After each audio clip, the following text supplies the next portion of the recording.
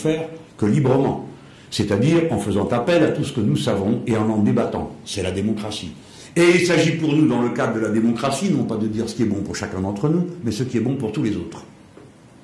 Ainsi s'enchaîne dans un même mouvement articulé d'une même et unique pièce l'humanisme, la République, le socialisme, et évidemment, vous avez compris que quand j'ai dit la décision libre, cela veut dire par exemple que ce n'est pas le patron qui décide du vote de l'ouvrier, que ce n'est pas l'homme qui décide de la décision de la femme, et que ce n'est pas Dieu qui doit se mêler de nos délibérations, pour une raison qui ne veut être offensante d'aucune manière. C'est qu'il est impossible de se prouver quoi que ce chose dans ce domaine. Autrement dit, il ne peut venir sur la table que ce qui peut être argumenté. On ne peut pas argumenter le dogme. On ne peut pas argumenter la foi, il s'agit d'un sentiment. Certains diront d'une névrose, d'autres d'un sentiment, les autres d'un élan profond du cœur.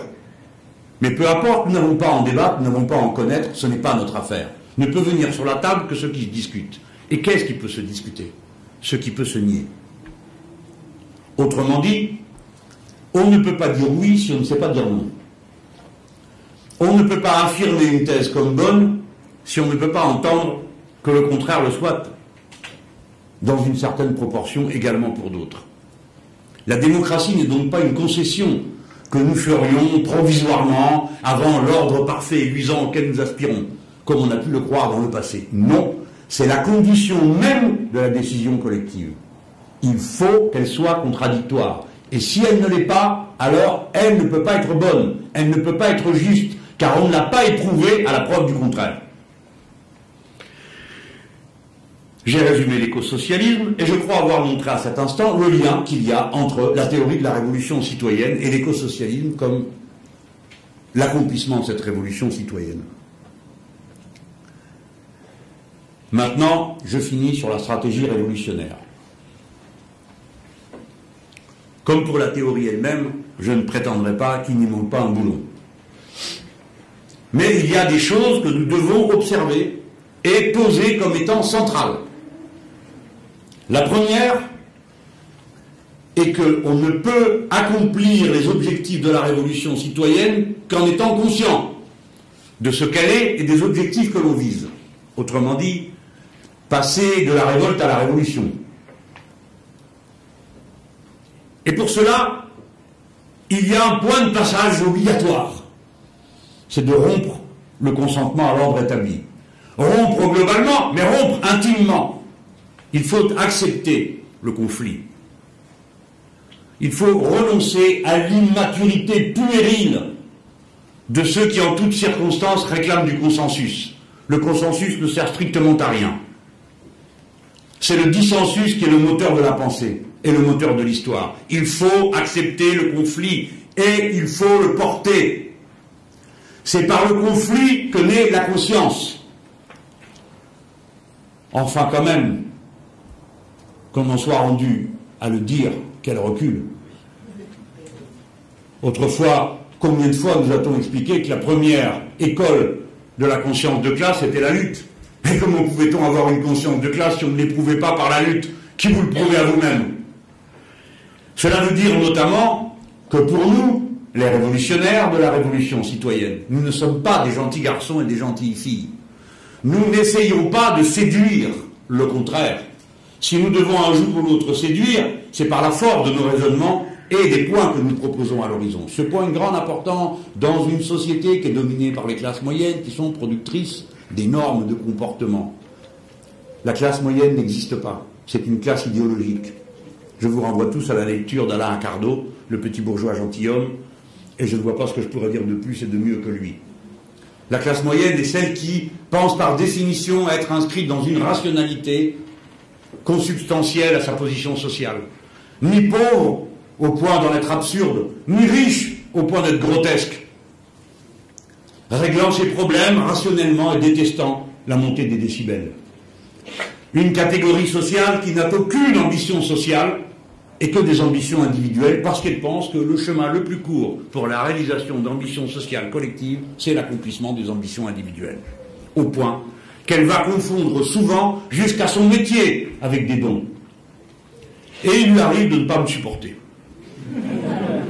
Parce que je suis la négation du consentement et que je le fais exprès.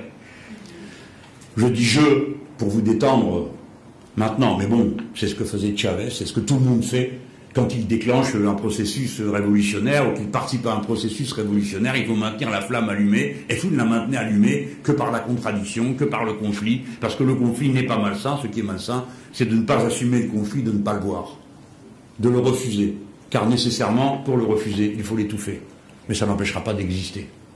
C'est pourquoi je dis que c'est une attitude puérile, et que je plains beaucoup ceux qui y croient, à supposer qu'ils y croient, parce que le consensus a pour fonction essentielle de maintenir l'ordre. Et que donc, vouloir le consensus n'est jamais neutre, ni socialement, ni politiquement. Ça, c'est le point 1. Rompre le consentement, jusque dans l'ordre intime. C'est pourquoi la critique politique et le projet de la révolution citoyenne est un projet culturel. Je le résume d'une phrase. J'ai dit au camarade Chavez, si on a fait tout ça pour qu'à la fin, chacun puisse avoir de la chirurgie esthétique et un 4x4, je rentre chez moi. Il ne peut pas y avoir de révolution citoyenne victorieuse qui ne soit en même temps une révolution culturelle qui lutte contre tous les mécanismes de mise en place du monde à travers le consentement à certains comportements ostentatoires. La classe moyenne n'existe pas, elle n'existe qu'à travers ses consommations. Et c'est à travers ces consommations, ces modes, ces usages, comme autrefois au Moyen-Âge, celui-ci avait le droit de mettre un chapeau pointu et des chaussures pointues et pas l'autre, eh bien c'est à travers ces manifestations-là qu'elle s'auto-définit. Par conséquent, la révolution citoyenne est une révolution culturelle, celle des modes de vie, et pas seulement le mode de production, celle des modes de consommation, et pas seulement le mode de répartition. On ne peut pas dissocier l'un de l'autre, on ne peut pas dire on verra après. Commençons par faire la révolution à laquelle nous aspirons et après on verra. Non, c'est la même chose, c'est le même mouvement. C'est la même critique implacable qui doit être faite pour faire naître l'ordre nouveau. Cet ordre nouveau dans lequel l'humanité ne s'accomplit pas par ses consommations, fussent-elles instantatoires, parce que l'univers est fini. Il va donc lui falloir changer non seulement ses moyens de production, mais ses moyens de consommation. Et pour changer ses moyens de consommation, il faut qu'elle change ses cultures, ses habitus, bref. Deuxième point donc, la révolution citoyenne est une activité culturelle. Elle n'est pas limitée à la contestation dans le champ social. Que dis-je? Elle devra même commencer ailleurs. Parce qu'y compris dans le champ social, celui-ci, celle-là, ne fait pas la grève, pas seulement parce qu'elle lui coûte cher et qu'il peut avoir peur, mais parce qu'il est lui-même esclave, comme François l'avait si bien montré à propos de la dette étudiante, de toutes sortes de liens avec la société qui fait que le capitalisme s'approprie le futur pour dominer le présent.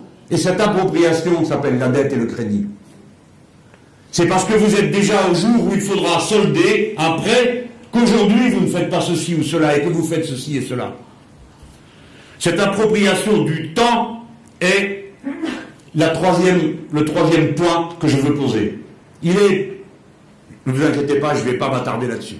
Regardez dans l'ère du peuple comment j'ai essayé de traiter cette affaire pour montrer comment la propriété publique du temps était une des conditions du changement radical du mode de société que nous visons. Et maintenant, je viens au cœur de la doctrine, de la stratégie. Vous voyez, il manque beaucoup de pièces. Mais maintenant, je viens au cœur. Que voyons-nous? Cette multitude humaine. J'ai prononcé le mot multitude. On m'a fait remarquer que j'utilisais le même mot que Tony Negri. Oui, mais j'arrive aux conclusions radicalement différentes. Et je signale que le mot multitude est appliqué depuis le XVIIIe siècle pour décrire ces masses qui se mettaient en mouvement alors même que apparemment leurs intérêts ne les rapprochaient pas. L'ouvrier, le paysan, le bourgeois des villes, dans la Révolution de 1789. La multitude, ce sont ces milliers de gens que des destins, des obligations, des occupations, des statuts infiniment différents, mais homogénéisés par leur présence et leur interdépendance avec les réseaux, vont les conduire à un moment donné, à la suite d'un événement fortuit, puisque le futur est probabiliste, à cristalliser sur une volonté de souveraineté. Je veux contrôler. La multitude passe du statut de multitude à celui de peuple à partir du moment où elle affiche des revendications. Et ces revendications l'autodéfinissent. Pour ceux qui seraient les nostalgiques des anciens schémas, je plaisante, hein, c'est à peu près la même opération que celle qui consistait à dire que la classe ouvrière était une classe en soi, définie par des rapports de production, quelle que soit la volonté des individus qui la composaient, et qu'elle devenait une classe pour soi en devenant révolutionnaire, au point que Marx, lui-même, le père fondateur de notre matérialisme historique, dit cette chose qui peut paraître une horreur pour un matérialiste radical: la classe ouvrière est une classe révolutionnaire où elle n'est rien. Ainsi faisait-il dépendre d'un fait subjectif, le sentiment révolutionnaire, la volonté révolutionnaire, la définition d'une situation réelle dans des rapports sociaux réels. Par conséquent, vous voyez que je suis dans les pas du maître davantage que ceux qui déduisent mécaniquement tout des rapports sociaux de production pour résumer toute l'histoire à la contemplation de la feuille de paye. Alors comment peut-elle passer dans un projet collectif de multitude à peuple? Ce passage se fait pour des raisons qui n'ont rien d'idéologique. Les gens ont par-dessus la tête de voir des incompétents flanquer la société dans le mur. Ils se disent: mais comment? Nous travaillons sérieusement, nous avons été à l'école, nous enseignons nos enfants, nous faisons des sacrifices, et vous qui gouvernez, qu'est-ce que vous êtes capable de faire à part fiche la pagaille et vous remplir les poches? C'est une honte, c'est un scandale. Nous ne le tolérons pas, notre niveau d'éducation ne nous le permet pas. Et la société ainsi, de blocage en blocage, va jusqu'à un point que l'on appelle l'événement fortuit et qui se traduit par un mot d'ordre: qu'ils s'en aillent tous. Tous, autant qu'ils sont. Ce point qu'ils s'en aillent tous a été franchi de manière observable dans la totalité des révolutions démocratiques de l'Amérique latine. Lorsque je me suis présenté devant le bureau politique du parti de gauche pour annoncer que j'allais sortir le livre qui s'appelle « Qu'ils s'en aillent tous », les thèses étaient connues des camarades. Mais j'ai dit: je ne peux pas faire paraître ce livre sans vous consulter, mes camarades, sur le titre que j'ai choisi. Et évidemment que ce titre n'était pas un titre de communication, c'était un titre qui portait un contenu théorique. Et nous avons eu la discussion. Ce qui était frappant, c'était de voir la répartition par génération. Les plus anciens comme moi, enfin moi j'étais pas concerné là, les plus anciens disaient: oh là là là, où tu vas, oh là là, le point qu'ils s'en aillent tous, bon, c'est du populisme. Des camarades tout à fait respectables, je ne suis pas en train de me moquer d'eux, hein. C'est des discussions comme ça, c'est des discussions sérieuses, mais il faut écouter tout le monde. Et les plus jeunes camarades disaient: on n'en a rien à fiche des partis, du système et du reste, il faut mettre comme titre dégagé. Moi j'ai dit: écoutez, qu'ils s'en aillent tous, c'est déjà beaucoup pour moi. Je le traduis de l'espagnol, je peux toujours me rabattre, parce que sinon vous n'allez pas être content, parce que tout le monde va vous dire: ah, ton Mélenchon, qu'est-ce qu'il a encore dit, hein, bon. Donc je le sais, hein, figurez-vous. Je peux dire: ah, mais non, non, c'est pas moi qui le dis, c'est les révolutions d'Amérique latine. Mais dégage, je peux pas, j'ai eu tort. Parce que c'est mes jeunes camarades qui avaient la bonne intuition.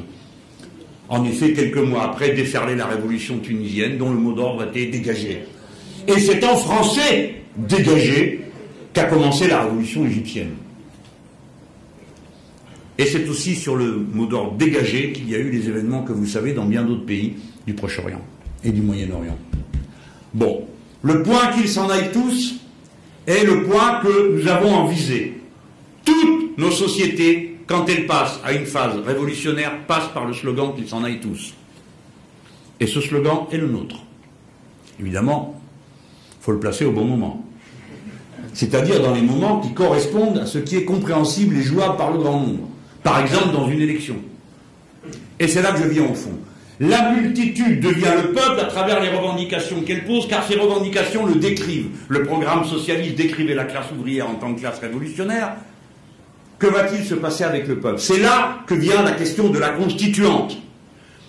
La constituante n'est pas simplement la réponse à la vétusté de la Ve République. C'est une stratégie révolutionnaire. C'est le cœur de la stratégie révolutionnaire. En faisant sa constitution, c'est-à-dire en proclamant les droits qu'il se reconnaît à lui-même, le peuple se décrit et s'affirme comme l'acteur autodéterminé, s'auto-gouvernant. Le peuple, la multitude devient peuple et le devient peuple politique à travers la constituante, c'est-à-dire la convocation d'une assemblée constituante avec les formes qui vont avec. J'entends parfaitement tout ce qu'on peut m'objecter sur ce sujet, mais je demande à ceux qui se réclament de la révolution de cesser de faire des phrases. Qu'est-ce qu'une stratégie révolutionnaire? Sinon un chemin concret que l'on propose aux autres.